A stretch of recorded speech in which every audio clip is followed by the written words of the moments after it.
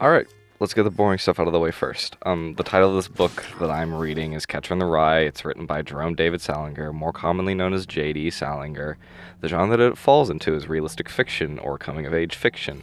The main theme presented in the book is growing up. The book follows Holden Caulfield, 17-year-old angsty teenager with the charm of a dead frog, slowly shriveling away in the sunlight. Holden has just been expelled from Pensy Preparatory Academy, a boarding school located in Agerstown, Pennsylvania. Since Holden doesn't want his parents to find out he's been expelled, he decides to not go home and instead go on an adventure of sorts. He meets many characters that he either ends up angering beyond their wits' end or tries to get them to have intercourse with him. While unsuccessful at being an enjoyable protagonist, he blah blah blah blah. Now, with that over with, I can finally dive into this book. So, first, I need to disclose that the only reason I read this novel is because of the subtle inspiration that a game called Night in the Woods had taken from it. Also, let's say the less subtle inspiration in another game called Life is Strange. I'll get back to that later. However, I'll be looking at this book with an open mind so that I don't ruin my experience with it.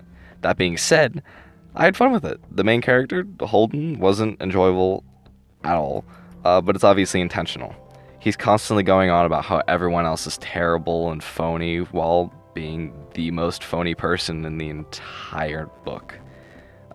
He's a screw up of a person who thinks that he isn't one, making him really interesting. Let me clarify, just interesting, not likable, interesting. The book always reads from the mind of Holden, which, like any other human mind, starts to think about past experiences or encounters whenever he's reminded about them in a conversation or some other dull event in his life. He could be talking to some, 70-year-old man about how poor his grades are, and then the next second he would just be thinking on and on about how he wants to meet up with this other girl, and it just has nothing to... It really doesn't add anything, but it really lets you into the mind of the character. He heavily reminds me of the lead character from Ready Player One, which kind of did the same thing.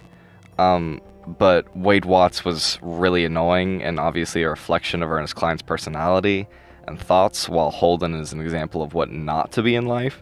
And Salinger knows this, but speaking of which, have you ever read Ready Player One? It's a piece of god. This book's writing style really captivated me.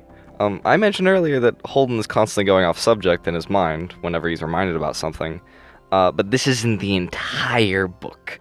I don't think there's a single event that Holden experiences that he doesn't relate to something else that's happened to him before. It's like he's constantly in a shower, isolated from everything that he can freely think of. However, he's not isolated from everything and is constantly in front of something that should keep his attention, but ultimately fails to. This plays into the writing of the book very well. I love the book's use of words especially.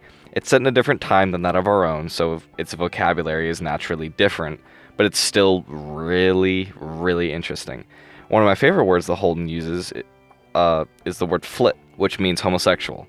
Holden, like many other people at the time, doesn't like flits. However, he doesn't like most people, so it really lessens its impact. I really do have to give it to Salinger, though.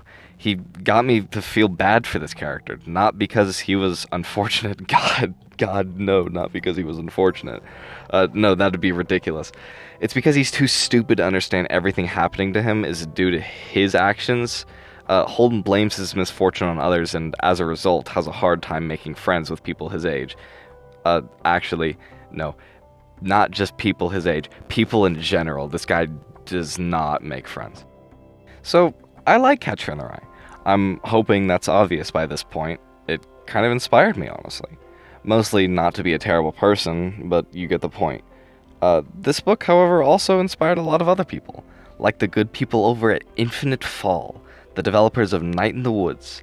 This game, like Catcher in the Rye, is about a character who is at times very hard to like, and features the idea of the cruel adult world.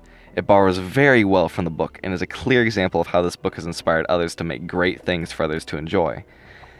Then we have Life is Strange, developed by Don't Nod Entertainment.